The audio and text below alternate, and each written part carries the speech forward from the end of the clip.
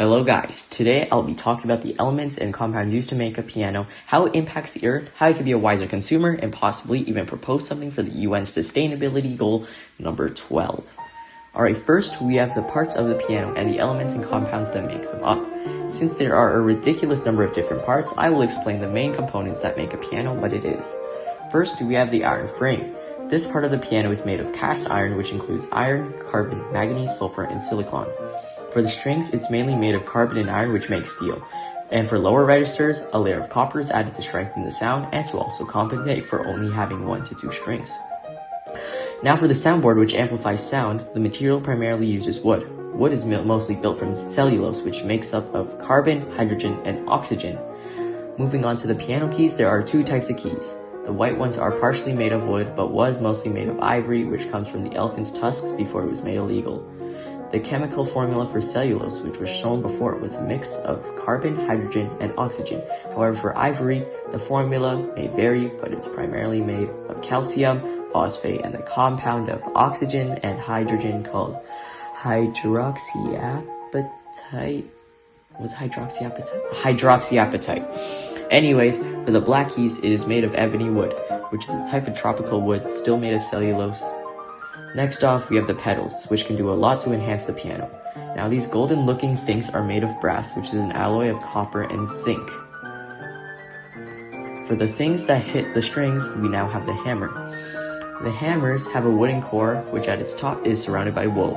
Again, the wood is made of cellulose. However, for wool, it is made of a combination of carbon, oxygen, hydrogen, nitrogen, sulfur, and a protein called keratin. Finally, the dampers are mostly made of the same things that make up the hammers, being wool and wood. Now let's talk about the impacts that the creation of a piano causes, which are social, environmental, and economic impacts. For wood to be obtained, deforestation must occur. When deforestation does occur, animals like bats move to human-populated areas, which can lead to the spread of diseases like Ebola. Environmentally, the carbon stored in trees can go straight into the atmosphere, causing global warming.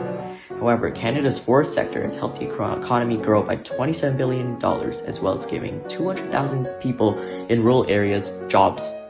Moving on to ivory, collection of this material is primarily done by organized criminals who traffic and smuggle ivory and disguise it as markets, as well as killing elephants and rangers in the crossfire.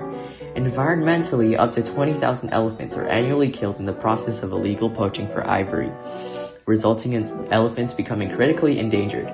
Economically, the market for ivory hasn't gotten much better, with organized criminals illegally supplying ivory to markets where ivory hasn't been illegalized, fueling supply and demand. Fun fact, most of the ivory found in China and Africa is still illegal. Steel, on the other hand, is primarily used to develop cities, like buildings, bridges, and more. However, the creation process of steel is very costly in energy and resources, with fossil fuels being the main source and around 20 gigajoules of energy used on 1 ton of steel. For Canada's steel industry, it makes up a big amount of the economy, as well as giving many people jobs in the industry, from engineering to production. Now for wool, most farmers or shearers are critically underpaid for the services that they do.